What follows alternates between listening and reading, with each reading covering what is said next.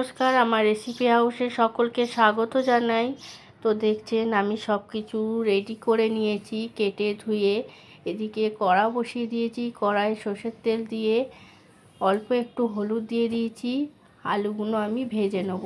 4 piece আলু দিয়েছি বড় বড় করে কেটে, সামান্য নুন দিয়ে আলুগুলোকে ভাজবো। আলু ভাজতে ভাজতে এদিকে আমি মশলাটাও রেডি করে নেব। তো দেখছেন আলুগুলো আমার মোটামুটি ভালোভাবেই ভাজা হয়ে গেছে। আলু ভাজা হয়ে গেলে তুলে নেব। তুলে ওই তেলের মধ্যেই অল্প চিনি, জিরে আর তেজপাতা ফোড়ন দিয়ে পেঁয়াজগুলোকে ভালো করে ভেজে নেব। পেঁয়াজে অল্প নুনও দিয়ে দিয়েছি যাতে পেঁয়াজগুলো তাড়াতাড়ি ভাজা হয়ে যায়। পেঁয়াজ ভাজা হওয়ার পরে চিকেনগুলো দিয়ে দেবো।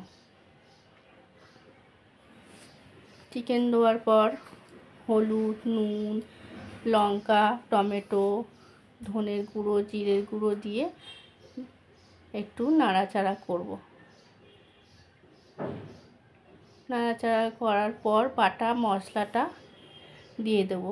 বাটা মশলাটা দিয়ে এবার বেশ খানিকক্ষণ কষে নেব। কষার পর এবারে ভাজা আলুগুলো দিয়ে দেবো। দিয়ে আর একটু ভালো করে কষবো। কষে যখন তেল ছাড়বে ওপর দিয়ে জল দিয়ে দেবো। ভালো করে নেড়ে চেড়ে কিছুক্ষণের জন্য ঢাকা দিয়ে রেখে দেবো যাতে চিকেন আলুগুলো ভালোভাবে গলে যায়। তো দেখছেন আমাদের চিকেন রেডি হয়ে গেছে, আলু গলে গেছে। তো আজকে আমাদের চিকেন ভাত রেডি। এখনকার মতন এই পর্যন্ত। আবার দেখা হবে নেক্সট ভিডিওয়ে। টাটা।